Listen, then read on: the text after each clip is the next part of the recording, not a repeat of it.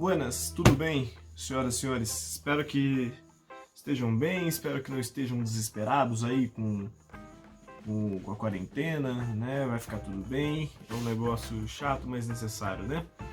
Vamos continuar, né? Terminar, na verdade, a parte sobre o Brasil colonial, né? Já falei anteriormente com vocês da formação, né? Da colônia portuguesa aqui na América. Falei dos povos nativos aqui do Brasil, falamos dos troncos linguísticos Tupi e Macro-G, né? Até perguntei para vocês por que a gente tem uma predominância na descrição de povos Tupi por parte dos portugueses, porque eram povos que habitavam sobretudo o litoral. Demorou? Comentamos aquela noção da alteridade, né? Do choque de culturas, falamos da antropofagia, falei para você não confundir antropofagia com canibalismo, simplesmente, né? Que é um pouco mais do que simples canibalismo. Falamos do período pré-colonial, certo? Do desinteresse de Portugal. Falamos depois da colonização efetiva em 1530, por conta do comércio com o Oriente que entra em crise, as incursões estrangeiras dos franceses, né, naquele momento. Falamos do sistema de capitanias hereditárias, sistema que não funciona, né? Um sistema fracassado, porque é muito difícil conseguir recursos, pessoa, é muito difícil produzir riquezas aqui. Falamos da mudança de postura de Portugal em 1548, né? O governo geral, e falamos do ciclo do açúcar, né? De maneira mais ampla. Né? Que o açúcar era muito valioso, valia como ouro. Comentei o sistema de plantation também. Né, sistema de plantation, 4 pontos, latifúndios voltados para exportação, uma monocultura com mão de obra escrava. Certo, no caso do Brasil, os latifúndios, os engenhos, a monocultura de cana-de-açúcar, a mão de obra escrava negra e a exportação por conta do Pacto Colonial, exportação para Portugal. Demorou? E aí criticamos aquela ideia de colônia de exploração, colônia de povoamento, né?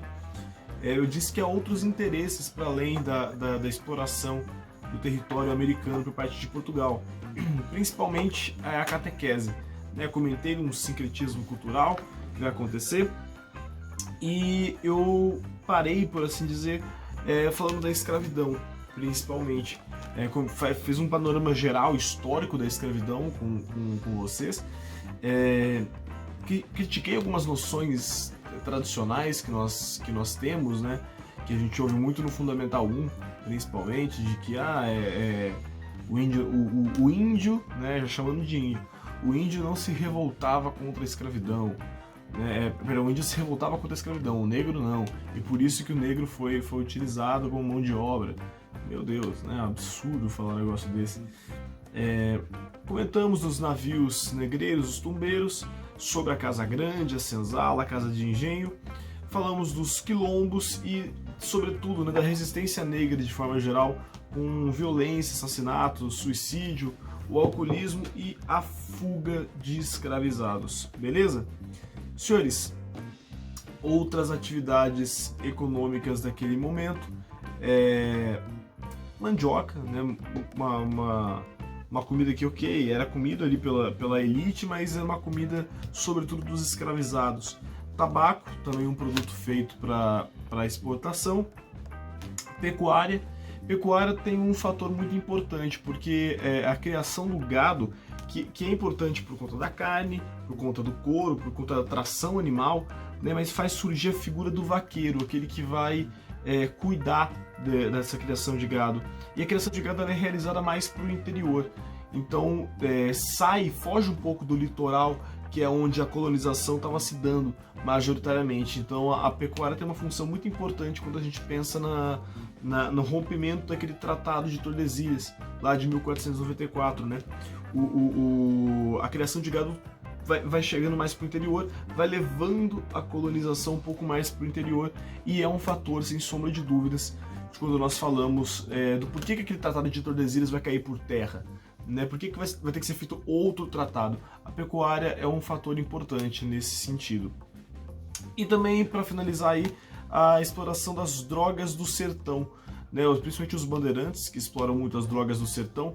O que são as drogas do sertão? São produtos típicos do Vale Amazônico, né, e são produtos explorados principalmente pelos bandeirantes, como eu falei, e como a presença da Igreja Católica é menor na região do Vale Amazônico, você tem uma forte escravização indígena para explorar essas drogas do sertão, beleza? Então vamos puxar já para 1750, só para comentar um negócio com vocês, que é a questão do limite territorial. O que faz com que o Tratado de Tordesilhas acabe? O que faz com que um novo tratado seja posto para mudar o limite territorial entre Portugal e Espanha? Senhores, temos algumas razões, né? Eu vou chamar a atenção de 3 para vocês, principalmente. A primeira delas, a ação dos bandeirantes, né? A ação dos bandeirantes, que inclusive os bandeirantes são muito não endeusados, né? Mas são tratados como heróis hoje em dia muito por conta disso, porque foram pessoas que se embrenharam aí no meio das matas e do interior da América, abriram caminhos no interior do território que hoje é o Brasil, e mesmo na exploração das drogas do sertão e nas suas atividades, que nós vamos comentar daqui a pouco, ali para o meio da América, eles ultrapassam ali o Tratado de Tordesilhas, é um fator importante para a gente. O outro é a pecuária, né, que eu acabei de comentar com vocês. E por último, um negócio chamado União Ibérica. Vai acontecer um negócio lá em 1578 até 1640, em que Portugal e Espanha vão ter o mesmo rei. Logo, as duas leis vão valer ali para a colônia, né? Então não há muita questão em se ficar no território ou ficar no outro. Acontece várias trocas ali, né? Muita gente vai passando o território, e tudo isso leva até 1750, do que nós chamamos de Tratado de Madrid, certo? O que é o Tratado de Madrid, senhoras e senhores? É um tratado que vai revisitar as fronteiras ali entre Portugal e Espanha na América. É o fim do Tratado de Tordesilhas, é uma nova divisão territorial, você pode ver no PDF que eu deixei para você, e já é muito mais próximo do Brasil que a gente conhece hoje, né? E ele é baseado no princípio que nós chamamos de uti possidetis, né? Esse nome aí, o que significa esse nome estranho pra gente? Mas é um princípio de que a terra pertence a quem faz uso dela. Então é uma região que a Espanha não se importa tanto nesse momento. A Espanha está muito mais preocupada com o ouro, né, que descobre mais a América Central e a América do Sul, norte da América do Sul ali.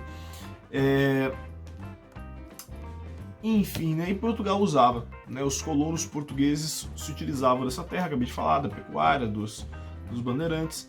Então o Tratado de Madrid coloca fim a Tordesilhas. Suavinho? Senhores, pois bem, quando nós falamos da sociedade do açúcar, nós estamos falando de uma sociedade patriarcal, né? Ou seja, dominada pelaquela figura do patriarca, aquele cara que é o pai da família, a maior autoridade na família dele, né? E ele leva essa autoridade familiar para as instâncias de socialização dele, né? Nesse caso aí, quem que são os nossos patriarcas? São os senhores de engenho, essa aristocracia que vai dominar, vai estar no topo aí da nossa pirâmide, certo? Ele e a sua família, evidentemente, bem no topo, uma minoria ali no topo da nossa sociedade colonial, sociedade açucareira. Senhores, logo abaixo nós temos uma ampla categoria aí, né, que são os homens livres. O que é homem livre? É todo mundo que não é escravo, mas não é aristocracia. Então, se o cara é carpinteiro, capataz, ferreiro, ele é um cara que tem uma pequena propriedade, mas não produz açúcar. Esse cara é um homem livre, tá ali no meio da coisa toda. Por último, e evidentemente na base dessa sociedade, os escravizados africanos. Sucesso? De boinha? Então bora lá. Senhores, comentei da União Ibérica, né, mas eu não me aprofundei muito. Vamos lá, vamos falar dessa tal dessa União Ibérica lá. No ano de 1578, Dom Sebastião, rei de Portugal, desaparece. Inclusive, esse desaparecimento dele numa expedição pro Oriente, né, vai gerar uma lenda, um mito, que é o mito do sebastianismo. Como ele desaparece e não deixa rastros, cria-se a ideia de que um dia Dom Sebastião iria retornar, e quando ele retornasse, ele salvaria o povo português da miséria, da pobreza, né? Enfim, só para comentar, isso é o mito do sebastianismo. É importante pra gente porque quando a gente fala lá do Brasil República, né, da Primeira República, vai ser importante lembrar disso daí. Então só guarda. O mito do sebastianismo é a ideia de que Dom Sebastião, o rei que desapareceu de Portugal, voltaria um dia e traria a prosperidade ao povo português. Salvaria o povo português da miséria, da tragédia, da pobreza e assim vai. Qual que é o problema? Quem que era o herdeiro mais próximo na linha sucessória? Filipe II, que era rei da Espanha. Ou seja, o rei da Espanha vai assumir também o reino de Portugal. O reino da Espanha e o reino de Portugal terão o mesmo rei. Isso é a União Ibérica. Definição tchutchuca de União Ibérica para você. Momento em que a coroa espanhola assume o controle da coroa portuguesa. Belezinha? Tranquilidade? Qual que é o problema disso daí? Ok, eu falei que é um fator importante, né, para se rever ali o Tratado de Tordesilhas. O problema é que a Holanda e a Espanha eram rivais. Por que rivais? Porque a Espanha dominou a Holanda por muito tempo. A Holanda, os Países Baixos, ali no geral, Luxemburgo, né, eram subjugados ao controle espanhol. Eram uma espécie de colônias, né, da Espanha. E a Espanha nunca aceitou muito bem essa separação, essa autonomia da Holanda. Então Holanda e Espanha eram rivais. E qual que é o problema? Eu falei na última aula, você vai se lembrar. Quem refinava o açúcar produzido aqui em território português-americano era a Holanda. Ou seja, a Holanda refinava o açúcar produzido no Brasil. E Filipe II vai impedir que a Holanda refine esse açúcar. Só que a Holanda também depende desse açúcar brasileiro, desse açúcar produzido no Brasil. Qual que é o resultado? Invasões holandesas no litoral nordestino. Primeiramente em Salvador, né, onde os holandeses creem que é a principal estratégia, né, porque é a capital da colônia. Só que posteriormente eles veem que é mais negócio invadir Pernambuco. E é isso que eles fazem, vão para Pernambuco, senhoras e senhores. Quem fica a cargo de comandar aí essa invasão é uma companhia, é a chamada Companhia das Índias Ocidentais. A Holanda tinha duas grandes companhias, né? A Companhia das Índias Ocidentais, que lidava com assuntos mais aqui a América e a parte da costa do Atlântico da África, e a Companhia das Índias Orientais, que lidava mais com negócios na Ásia e na outra costa africana. Essa Companhia das Índias Ocidentais, ou Companhia Neerlandesa das Índias Ocidentais, ou Companhia Holandesa das Índias Ocidentais, se você ver esses nomes, não se assuste, tudo é a mesma coisa, né? Ou simplesmente WIC, né, que nós chamamos aqui abrasileiradamente de WIC, né? Brasileiradamente meio americanizado, enfim, whatever. Senhores, a WIC invade aqui a região do Nordeste brasileiro. Senhores, pois bem, quem fica a cargo da administração das Companhias das Índias Ocidentais é um cara chamado Conde João Maurício de Nassau. Maurício de Nassau, ele é o diretor aí da WIC, mas ele vai ser uma espécie de governador holandês em Pernambuco. E a principal preocupação dos holandeses neste momento é de estabelecer uma boa ligação com os senhores de engenho. E como que eles vão fazer essa boa ligação? Por exemplo, fazendo empréstimos para esses senhores de engenho, concedendo empréstimos, perdoando dívidas, isso é muito importante. Quando ele chega perdoando as dívidas que esses senhores de engenho tinham com o governo holandês, bicho, aí praticamente os colonos recebem os holandeses de braços abertos depois disso. Havia uma preocupação muito grande também, porque os holandeses são protestantes. Havia uma preocupação de uma imposição protestante no Nordeste, mas não. O governo de Maurício de Nassau, na região de Pernambuco e adjacências ali, promove uma liberdade religiosa. Olha, se você quiser se converter ao protestantismo, você pode. Se quiser continuar católico, você pode também. Não tem problema. E uma ligação muito forte com a arte e com a ciência. Quem vem para cá, por exemplo, é Frans Post, um dos principais pintores do momento, que era holandês. Ele vem para retratar o Brasil holandês, ele vem para retratar como a Holanda estava trazendo benefícios para essa região, benefícios que o governo português e posteriormente de Filipe II, né, da União Ibérica, não tinham conseguido fazer. Enfim, tá tudo muito bom, tudo muito bem, até que chega o ano de 1640 e acaba a União Ibérica, né, naquele processo que nós chamamos de restauração de Bragança. A União Ibérica acaba, rola aí um acordo, né, chamado Trégua dos 10 Anos, entre Portugal e Holanda, só que a Holanda não simplesmente sai do Brasil.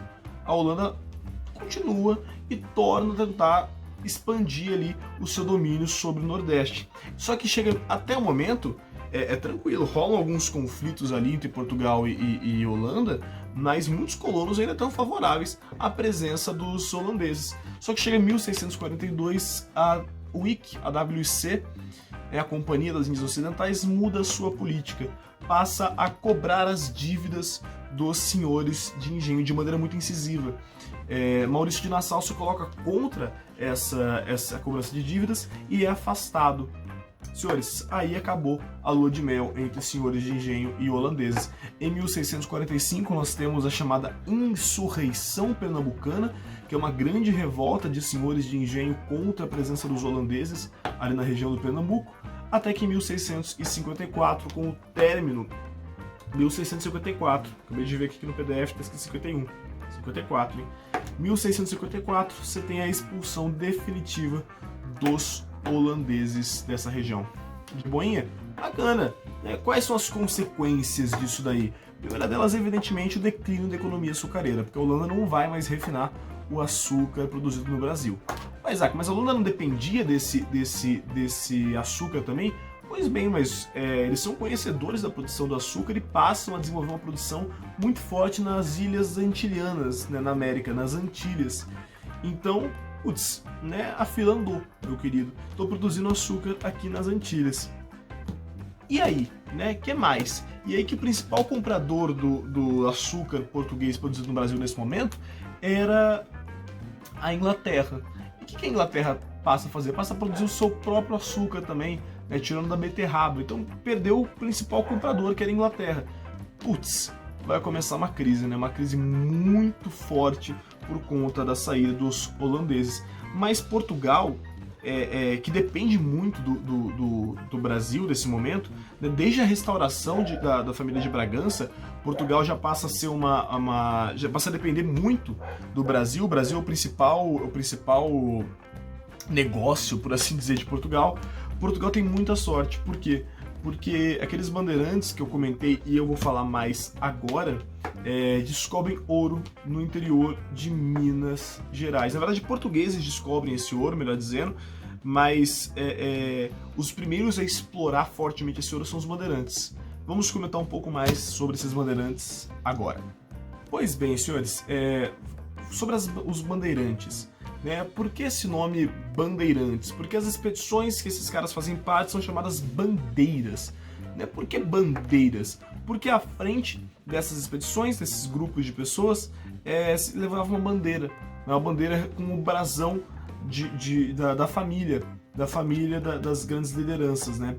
Você sabe que as famílias têm brasões, né? Então bandeiras porque carregam bandeiras com os brasões das famílias. Senhores, tanto bandeiras quanto entradas quanto monções são expedições. São expedições que percorrem o interior da colônia com diversos interesses, né, de exploração, sobretudo.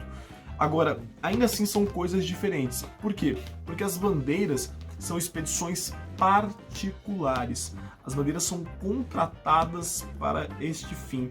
Enquanto as entradas elas são expedições do governo, né? Elas são expedições financiadas pela coroa, melhor dizendo. E monções? Monções são expedições que percorrem os rios, né? Que usam os rios para fazer a sua exploração, melhor dizendo. Então vamos lá, falando das bandeiras que são as mais importantes para a gente, essas expedições particulares que percorrem o interior do território.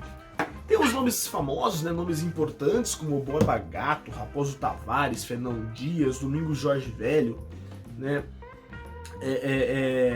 Tudo nome de rodovia hoje em dia, né? Quando você ouve esses nomes, eu imagino que você conheça por rodovias.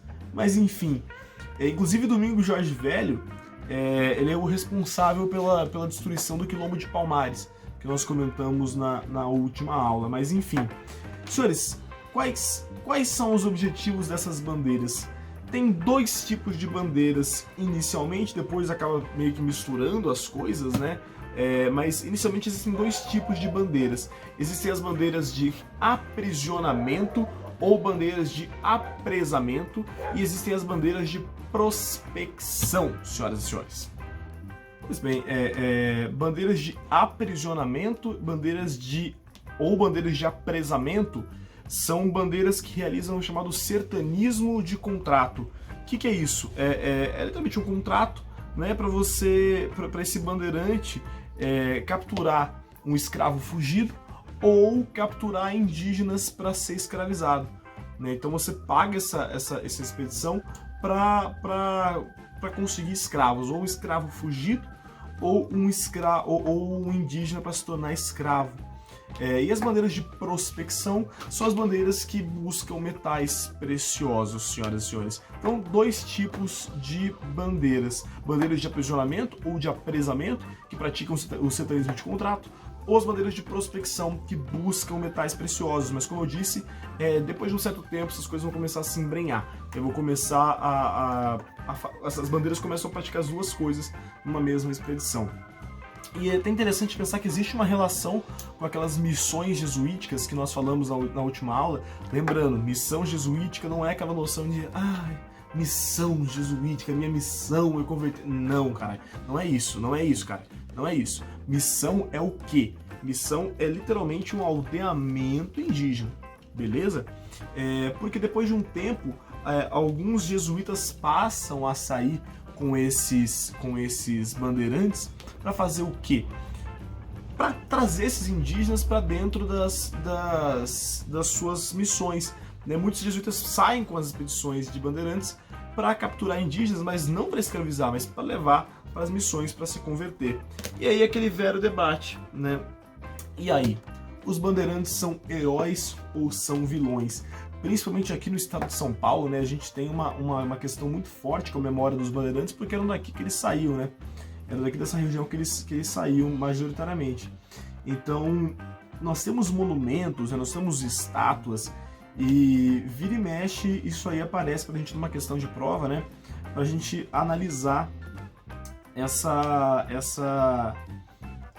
relação que a gente tem historicamente com os bandeirantes. Chama atenção para o monumento aos bandeirantes do Ibirapuera, né, um dos mais famosos, não, o mais famoso monumento aos bandeirantes que nós temos, que vira e mexe aparece pichado, né? Olha no PDF que eu deixei para você aí, mas tem ali bandeirantes assassinos, tudo mais. Por quê?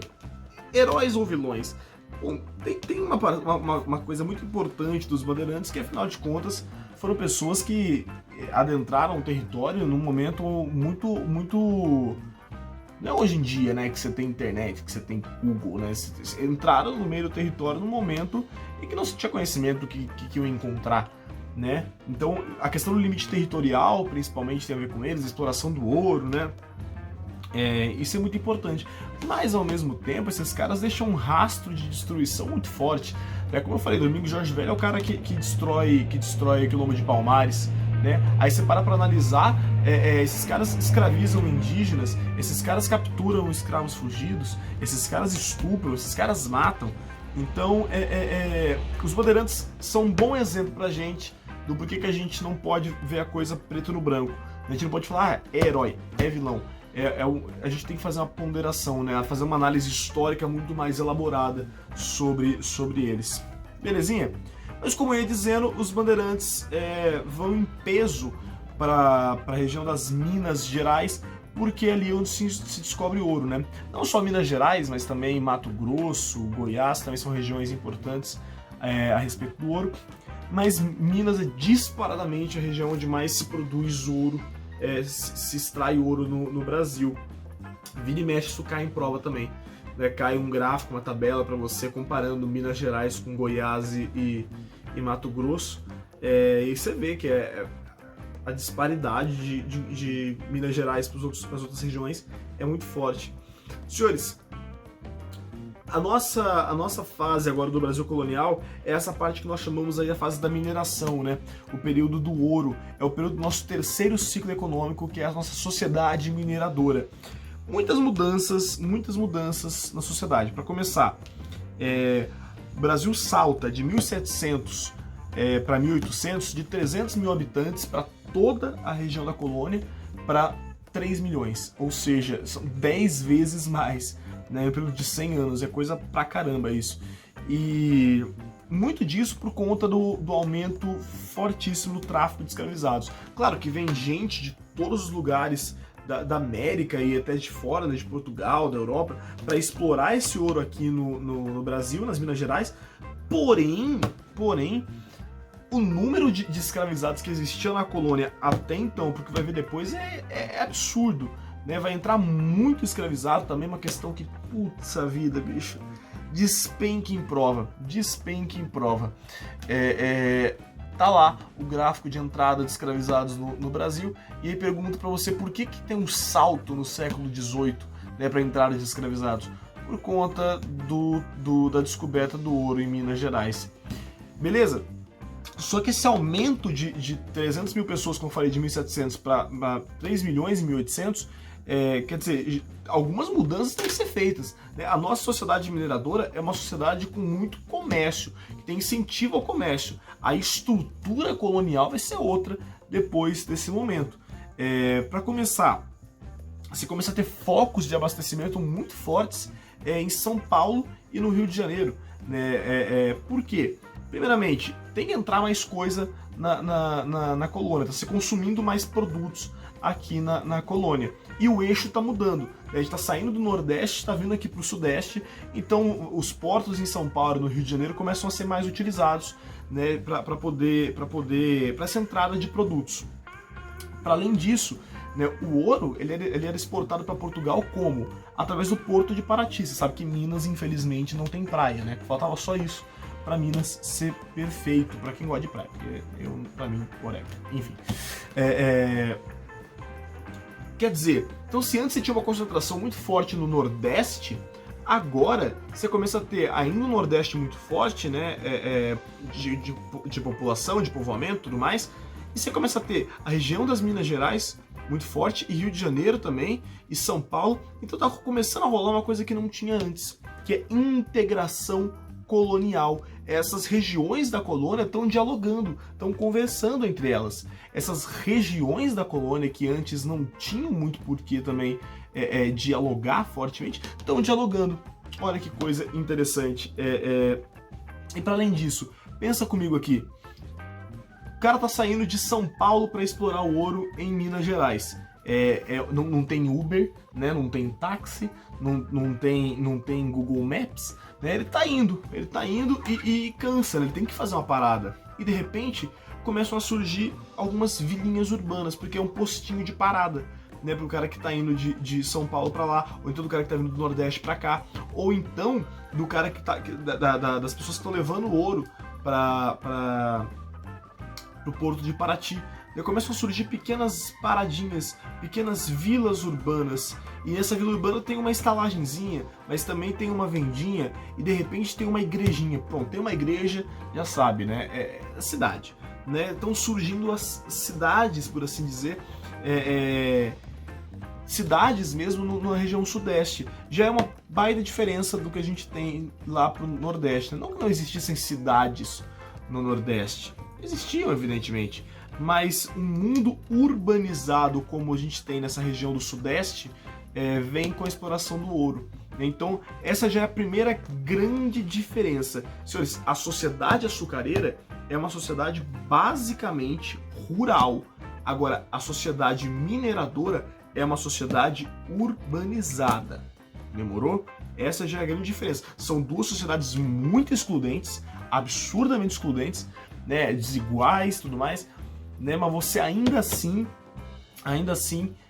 tem essa diferença da sociedade ruralizada para uma sociedade mais urbanizada.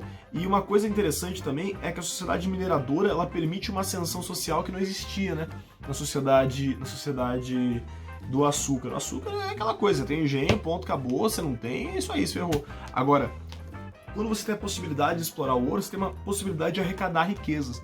Né? Eu falei dos escravizados, tem um caso que você certamente conhece, né, do Santo do Pauoco. Né? De onde vem o que é essa expressão Santo do Pauoco, que hoje você conhece como uma coisa falsa? Né? Porque muitos escravizados, de fato, carregavam santinhos, né, ou imagens de santos, que eram ocas por dentro para se contrabandear ouro, para juntar aquele ouro e comprar uma alforria. Né, uma prática muito utilizada pelos escravos, mas não só pelos escravos. Muita gente que trabalhava para essa grande elite mineradora que vai surgir na região das Minas Gerais passa a contrabandear o ouro das mais diversas formas possíveis. Né? Isso é, de repente escravizados colocavam dentro da trouxa de roupa que ia lavar o ouro, ou então colocavam nas mulas, né, que o ouro era transportado por meio de mulas. Lembrando, né, não estou falando de corintiano, estou falando do animal, enfim. Transportado nas mulas mesmo. Mas como assim transportado o ouro nas mulas? Dentro das mulas, você contrabando, né, o ouro, né, você entendeu, né? Enfim, né, aquela coisa. Quer dizer, o eixo econômico e político está mudando. Se antes era ali... Por que a capital era Salvador? Porque o eixo político e econômico estava no Nordeste, certo? Só que agora o eixo político e econômico está vindo pro Sudeste. E é aí que em 1763 nós temos a transferência da capital, senhoras e senhores. 1763, a capital deixa de ser em Salvador, no Nordeste, e passa a ser no Rio de Janeiro, no Sudeste, para ficar mais perto da movimentação do ouro. Em Minas Gerais nós temos uma atividade cultural muito forte também, né? Em virtude do ouro, uma intensificação dessa atividade cultural.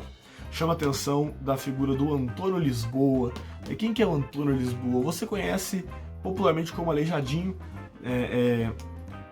Tem esse apelido, né? Porque tinha um problema para andar e tudo mais. Mas nome pejorativo, né? Mas enfim, como ele entrou para a história. Aleijadinho, ele é um grande expoente daquilo que a gente chama de barroco mineiro, né? Barroco mineiro é um barroco peculiar, né? Um barroco produzido aqui no Brasil colonial. Dizem, inclusive, eu não sou um grande especialista nisso, né, nessa área aí, mas dizem que ele é um dos maiores expoentes do barroco americano, né? E tem até um debate entre o pessoal da história da arte, né, de que ele seria um expoente do rococó, na verdade, não do barroco mineiro, né? Mas enfim. É só um traço importante. Quando você analisa a arte, que geralmente às vezes pede pra você, né? E olha aí no PDF que eu deixei pra você. Quando você analisa a arte, pede algumas características pra vocês. De cara, vendo essas imagens aqui, tem que vir duas coisas na sua cabeça. A forte presença da religião na arte e o uso do ouro, né? Ok, riqueza de detalhes, legal, mas tem que saltar aos seus olhos de cara a presença da religião e o ouro. A presença da religião, inclusive, não é uma característica exclusiva da arte, né? Você tem essas pequenas cidades que estão surgindo, como Vila Rica, né, que futuramente será Ouro Preto, Mariana, Congonhas do Campo, São João del Rei. Essas cidades aí, elas estão crescendo sem planejamento, com uma forte presença religiosa. Perceba que toda cidade tem no centro uma igreja. Porque geralmente a igreja surgiu e a cidade foi crescendo em volta da igreja. E muitas irmandades religiosas, também chamadas de confrarias, né? Sabe, irmandade religiosa, aquele grupo de pessoas leigas, né, assim, de fora da religião, não é um padre, não um bispo, né? É aquelas pessoas de fora da religião que organizam procissões, né? Que fazem cultos a santos. E assim vai, né? Todo mundo tem uma tia que faz parte de alguma irmandade religiosa, né? Se você tem família em Minas, então, capaz que você faça parte de uma irmandade religiosa. Senhores, de boa, como eu disse para vocês, depois do fim da União Ibérica, Portugal depende muito, né, do dinheiro, de tudo que é produzido aqui no Brasil. E Portugal está numa dívida ferrada. Em 1703, Portugal assina um tratado com a Inglaterra, que é o chamado Tratado de Methuen, ou Tratado de Panos e Vinhos. Né? Tratado de Methuen ou Tratado de Panos e Vinhos. O que é esse Tratado de Methuen ou Tratado de Panos e Vinhos? Senhoras e senhores, basicamente é um acordo comercial, um acordo financeiro. Aliás, a Inglaterra sabe fazer acordo financeiro, né? E Portugal não sabe, pelo jeito. Senhores, o que é o Tratado de Methuen? O Tratado de Methuen é um acordo onde Portugal venderia para a Inglaterra vinhos a preço baixo, enquanto a Inglaterra venderia panos a preços mais baixos para Portugal. É um acordo, né? Só que qual que é o problema disso daí? O problema é que pensa em você quando você acorda, né? Você acordou hoje de manhã, você, né, beleza, tomou o seu café, botou uma roupa ou tomou um vinho, né? Você botou uma roupa, eu espero, pelo menos, né, que você tenha colocado uma roupa, né? Você não tomou um vinho de manhã. E aí quando você foi sair, você botou outra roupa, você não tomou um vinho.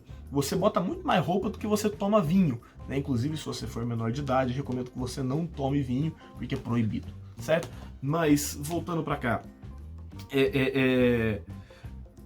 o problema é que Portugal vai vender muito pouco vinho para a Inglaterra e vai comprar muito pano, muito tecido da Inglaterra. E vai entrar numa dívida absurda, que vai forçar Portugal a ter um controle muito forte sobre o ouro. Antes não existia um controle muito forte sobre o ouro. A prática que existia, aquilo que nós chamamos de faiscação, né? Não existia um controle muito forte sobre o ouro. Agora, conforme Portugal vai se endividando, começa a vir a necessidade desse controle, desse forte controle metropolitano, né, da metrópole, sobre o ouro. E Portugal vai criar um imposto, o chamado quinto, o famoso quinto dos infernos, que você já ouviu falar nessa expressão.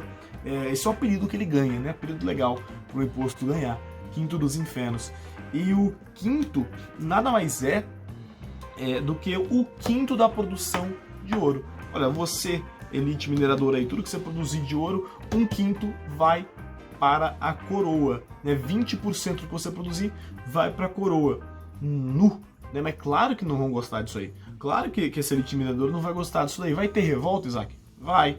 Calma, né? Próxima aula de História do Brasil, a gente fala sobre essas revoltas. Que vai ter revolta pra caramba durante todo o Brasil colonial. Vamos falar disso mais pra frente.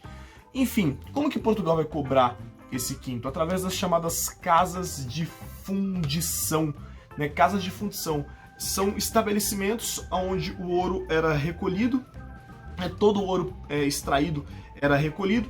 Portugal já descontava ali, a intendência das minas já descontava 20% da produção ali, e o ouro que sobrava era transformado em barra. Então você, né, se for lá elite mineradora, né, lembrando que você não é elite mineradora, mas enfim, você elite mineradora, foi lá, levou o ouro para a casa de fundição, o seu ouro foi transformado em barras, né, e essas barras de ouro, que valem mais do que dinheiro, mentira, e essas barras de ouro, você pode ver no PDF que eu deixei para você, tem o símbolo da coroa, né, e tem um número de série, né, isso é o que torna o seu ouro legal.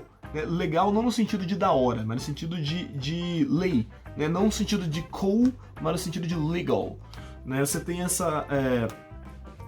o que torna a sua posse do ouro legal. Qualquer ouro que fosse encontrado sem o símbolo da coroa era confiscado pela coroa. Então isso gera uma revolta muito grande por parte de uma certa elite mineradora em Minas, mas eu comento na próxima aula. Tudo vai muito bem até chegar em 1780 e as minas de ouro se esgotaram, né? Foi extraído tudo que era possível ali e se esgotaram. Aí você pensa, pô, Portugal vai ser bacana, né? Vai deixar de cobrar imposto forte em cima dos colonos. Claro que não, né? Claro que não. Com o esgotamento das minas de ouro, Portugal tinha uma cota, né? Portugal tinha uma cota de por vila extrair cerca de 1.600 quilos de ouro por ano. E vai querer bater essa cota aí, vai aumentar os impostos. Só que as minas estão se esgotando, não tem o que fazer. O que Portugal faz? Cria um outro imposto chamado derrama. Derrama. O que é derrama? Derrama é a cobrança forçada do quinto. Cobrança forçada do quinto. Literalmente, a coroa portuguesa manda soldados, guardas, invadirem as casas dos colonos para pegar o que tivesse de valor ali dentro. Então, tem diamante, pega o diamante. Tem colar de ouro, pega o colar de ouro. Pega tudo que tem de valor ali para atingir essa cota, que Portugal está devendo, né? Devendo Deus e o mundo. Tem uma chargezinha ótima também, não coloquei no PDF, mas talvez tenha na sua apostila. Ou você pode jogar no Google também e procurar aí. Eu até colocaria aqui, mas eu sou meio que analfabeto digital, então eu não entendo muito bem dessas coisas. Mas tem um guardinha português assim, segurando um colono pelas pernas, ele tá de ponta cabeça, segurando pelas pernas, chacoalhando ele assim, e aí ele fala, mas eu não tenho mais nada. E o guarda fala, mas como não? Né? Entrega as calças. É esse o nível. Senhores, vai ter uma revolta muito grande em relação à derrama em 1789, né, o mesmo ano aí da Revolução Francesa, que é a Inconfidência Mineira, que será tema de uma próxima aula. Senhores, nesse momento o pacto colonial, aquela relação entre coroa portuguesa e Brasil, né, entre metrópole e colônia, já está extremamente abalada porque uma série de revoltas já aconteceram neste momento. Nós temos algumas revoltas localizadas, que nós chamamos de rebeliões nativistas, e algumas revoltas com projetos maiores, que nós chamamos de rebeliões emancipacionistas, né? Vou explicar todas elas com calma, e essa ideia de novo nas próximas aulas, na próxima aula, aliás, fique tranquilo. Mas quando nós falamos de aclamação de Amador Bueno, revolta de Filipe dos Santos, revolta de Beckman, Guerra dos Mascates, Guerra dos Emboabas, Inconfidência Mineira, Conjuração Baiana, estamos falando de revoltas que vão minar aí essa relação entre colônia e metrópole, certo? Que vai nos levar futuramente à independência. Senhores, sobre Brasil colonial, é isso. Agora nós vamos falar daqui para frente dessa crise do pacto colonial, a crise do sistema colonial e futuramente aí da independência do Brasil. Certo, senhores? Um beijo no coração de todos e tchau!